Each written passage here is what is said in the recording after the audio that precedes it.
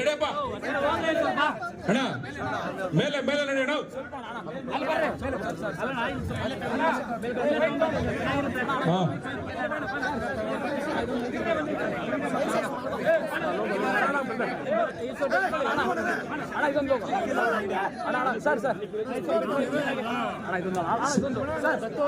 ಶಂಕರಣ್ಣ ಶಂಕರಣ್ಣ ಶಂಕರಣ್ಣ ರಪ್ಪ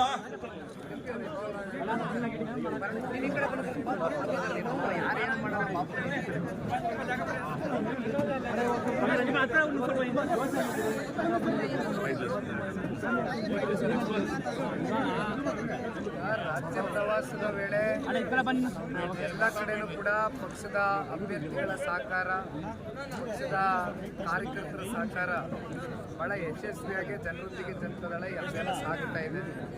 ಇದು ವಿಶೇಷವಾಗಿ ತಾವೇ ಹೇಳಿದಂಗೆ ಚಿಂತಾಮಣಿ ತಾಲೂಕು ನಮ್ಮ ತಾಯಿಯವರ ಹುಟ್ಟೂರು.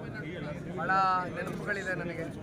ಈ ಊರಿನಲ್ಲಿ ತಳವಾರಕ್ಕೆ ಹೋಗಿ ಕೈವಾರಕ್ಕೆ ಹೋಗಿ ಮಠಕ್ಕೆ ಹೋಗಿ ಗುರುಗಳ ಆಶೀರ್ವಾದವನ್ನು ತಗೊಂಡು ಬಂದಿದ್ದೇವೆ.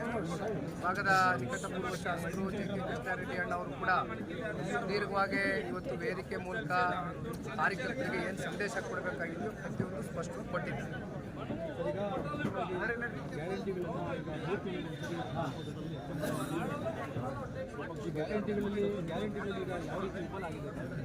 ಈಗ ಕಾಂಗ್ರೆಸ್ಸು ತನ್ನ ಪ್ರಣಾಳಿಕೆಯಲ್ಲಿ ಹಿಂದೆ ಎದುರು ನೋಡಿದಂಥ ಸಾರ್ವತ್ರಿಕ ವಿಧಾನಸಭಾ ಚುನಾವಣೆ ಸಂದರ್ಭದಲ್ಲಿ ಅವರು ಹೇಳಿದಂಥದ್ದು ಅದೆಂಥದ್ದು ಗೃಹಲಕ್ಷ್ಮಿ, ಯುವನಿಧಿ, ಗೃಹ ಜ್ಯೋತಿ ಅಂತಕ್ಕಂಥದ್ದು ಪ್ರತಿ ತಿಂಗಳು ಸಮರ್ಪಕವಾಗಿ ನಾಡಿನ ಜನತೆಗೆ ನೀಡ್ತೇವೆ ಅಂತಕ್ಕಂಥ ಮಾತನ್ನು ಕೊಟ್ಟಿದ್ದು ಕಾಂಗ್ರೆಸ್ ಪಕ್ಷದವರು.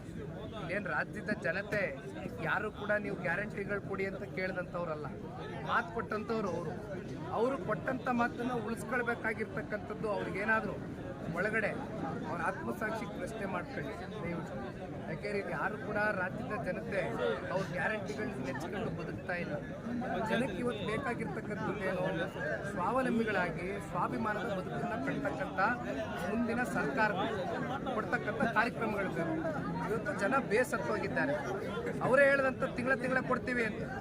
ಆಮೇಲೆ ಮತ್ತೆ ಉಪಮುಖ್ಯಮಂತ್ರಿಗಳು ಇತ್ತೀಚಿನ ದಿನಗಳಲ್ಲಿ ಇಲ್ಲ ನಾವು ತಿಂಗಳ ಕೊಡ್ತೀವಿ ಅಂತ ಹೇಳೇ ಇಲ್ಲ.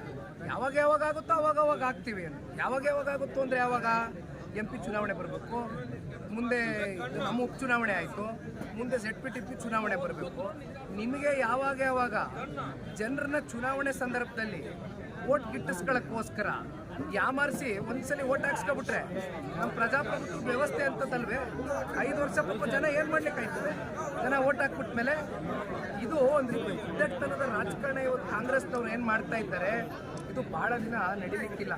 ಜನ ಇವತ್ತು ಬುದ್ಧಿವಂತರಾಗವ್ರೆ, ಜನ ಕೂಚಿ ಅಂತ ಮುಗಿತಾವ್ರೆ.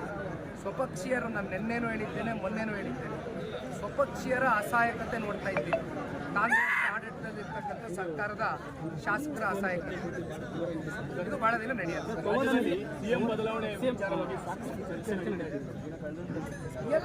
ಬಹಳ ಸ್ಪಷ್ಟವಾಗಿ ಹೇಳಿದ್ದಾರೆ, ನಾನೇ 5 ವರ್ಷ ಮುಂದುವರಿತೀನಿ ಮುಖ್ಯಮಂತ್ರಿ ಅಂತ. ಮುಖ್ಯಮಂತ್ರಿ ಕುರ್ಚಿ ಖಾಲಿ ಇಲ್ಲ ಅಂತ ಹೇಳೋದು ಅವ್ರ ಪಕ್ಷಕ್ಕೆ ಬಿಟ್ಟಂತ ತೀರ್ಮಾನ.